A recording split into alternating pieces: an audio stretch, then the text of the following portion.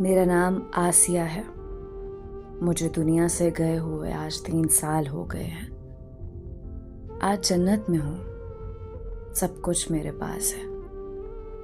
लेकिन आप सब जानते हो, मेरा दिल जलता है।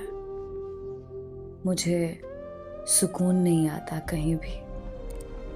मैं बहुत खुश रहने वाली लड़की थी। मुझे मेरे चाचा चाची ने पाला था। मेरे मामा बाबा बचपन में ही एक एक्सीडेंट में दुनिया से चले गए। मैंने माँ बाप के बिना जैसे भी हुआ जिंदगी गुजार दी। मेरी शादी चाचा चाची ने करवाई। मेरा शौहर बहुत अच्छा था, मेरा ख्याल रखता था, मुझे उदास नहीं होने देता था। मेरा शौहर उस वक्त बहुत खुश था जब हमारे यहाँ पहली बेटी पैदा हुई थी। वो खुशी से मुझे सीने से लगाता था। फिर यूं हुआ, अल्लाह पाक ने मुझे 5 बेटियां दी।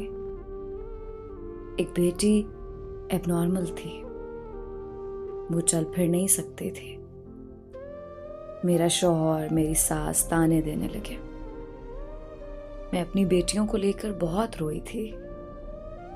शौहर मुझसे मुंह फेरने लगा, मुझे खर्ची देना बंद कर दी। मेरी छोटी छोटी शहजादियां भूख से तड़पने लगी। माँ हूं ना, जब अपनी बेटियों की भूख बर्दाश्त ना हुई, मैं अपने शौहर से झगड़ा करने लगी।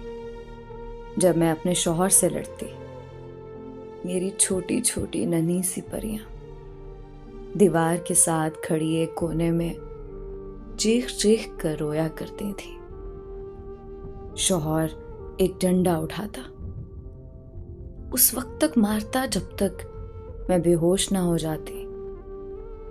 मेरी बेटियां मेरे होश में आने तक मेरे साथ बातें करती रहती। एक कहती, मम्मा उठ जाओ ना। एक मेरा मुंह चूमती, मेरी आंखें खोलने की कोशिश करती। बड़ी वाली इतनी डर जाती, वो मेरे दुपट्टे में छुप जाती। जब मैं होश में आती तो कहती, मामा हमको खाना नहीं खाना, बस आप हमारे पास सो जाएं। अपनी भूखी बेटियों को सीने से लगाकर लोरी सुनाती। माँ बाप थे नहीं, चाचा चाची ने बोझ उतारा सर से। कोई सहारा बाकी नहीं था। सास मेरा कलेजा खाने को दौड़ती। शौहर घर आता, मेरी बेटियां मेरे पीछे छुप जाती थीं। मेरी बड़ी बेटी 7 साल की थी।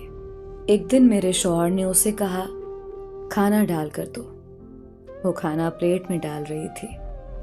खाना गर्म होने की वजह से उसके हाथ से गिर गया। मेरे शौहर ने उसे इतना मारा कि उसके मुंह से खून निकलने लगा। कहने को बाप है, लेकिन वो जलाद है। उसे लगता है बेटियां बोझ हैं। मेरा दिल उस दिन बहुत चाहा था कि बेटियों को लेकर जहर खा लूं, लेकिन अपने जिस्म के टुकड़ों को कैसे तकलीफ दे सकती थी। मैं पड़ोसियों से मांग कर, लोगों से चोरी मांग कर अपनी बेटियों का पेट भरती। ईद शब रात मैं उनको कहीं ना कहीं से कपड़े ला देती थी। उनकी मुस्कुराहट मेरी जिंदगी थी। मेरी बेटियां मेरी जान है। फिर एक दिन यूं हुआ, मेरे शौहर ने दूसरी शादी कर ली। मैं बहुत रोई, बहुत रोई। मेरी जान निकल गई थी। वो दुल्हन घर ले आया। कुछ दिन गुजरे, रात के वक्त मेरी एक बेटी बहुत बीमार हो गई। मैं उसके कमरे का दरवाजा खटखटाती रही, वो ना उठा। मैंने चिल्लाना शुरू कर दिया। मोहल्ले वाले इकट्ठे हो गए। वो मेरी बेटी को अस्पताल ले गए।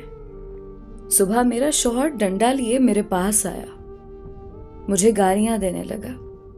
मुझे बालों से पकड़कर घसीटते हुए हॉल कमरे में ले आया। मेरी बेटियां रोने लगी।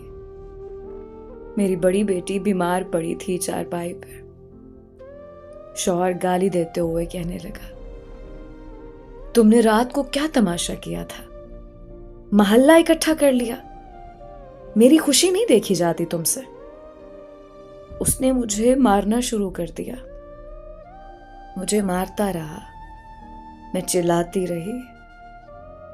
मेरी बड़ी बेटी चारपाई पर तड़प रही थी। मैंने कोने में खड़ी बेटियों को देखा। इतने में एक जोरदार डंडा मेरे दिमाग में लगा। मेरा जिस्म सुन्न होने लगा। मैं कांपने लगी। मेरी बेटियां मेरे सामने ओझल होने लगी। मेरी बेटियों के चेहरे धीमे होने लगे। मेरी आंखें बंद होने लगी। मुझे अस्पताल ले जाया गया, जहां से मैं अल्लाह पाक के पास चली गई। 1 घंटे बाद मेरी मैयत को घर लाया गया। मेरी एबनॉर्मल बेटी, जिसको मैं अपनी जिंदगी में कभी जमीन पर चलने नहीं दिया, वो घसीटती बाहर दरवाजे पर आ बैठी। मेरी लाश को एम्बुलेंस से उतारा गया। उस वक्त मैं बहुत तड़पी अपनी बेटी को देखकर। माँ मर जाएं, एक ही लम्हे में उनकी औलादें, खासकर बेटियां, आसमान से जमीन पर क्यों आ जाती हैं। आखिरी बार अपनी छोटी बेटी को देखा, जो 2 साल की थी। वो अनजान थी, चारपाई पर खुद खेल रही थी। मेरी बेटियां मेरी लाश के पास खड़ी मुझसे बातें करने लगी। बड़ी बेटी ने मेरा खून साफ किया। छोटी मेरा मुंह चूम रही थी। एबनॉर्मल बेटी को कमरे में बंद कर दिया था कि वो तंग करेगी आए हुए लोगों को। एक मेरी आंख से बहने वाला आंसू साफ कर रही थी। मैं आसमान की तरफ सफर करते हुए सब देख रही थी। एक बेटी ने मेरी आंखें खोली और कहने लगी, मामा उठो, छोटी रो रही है, उसे भूख लगी है। वो सारी रात मेरे पास बैठी रही थी। मेरा जिस्म ठंडा पड़ चुका था। मेरी बेटी ने अपनी छोटी बहनों को अपने पास बिठाया। कहने लगी, मामा सो गई हैं, मामा के साथ लेट जाओ।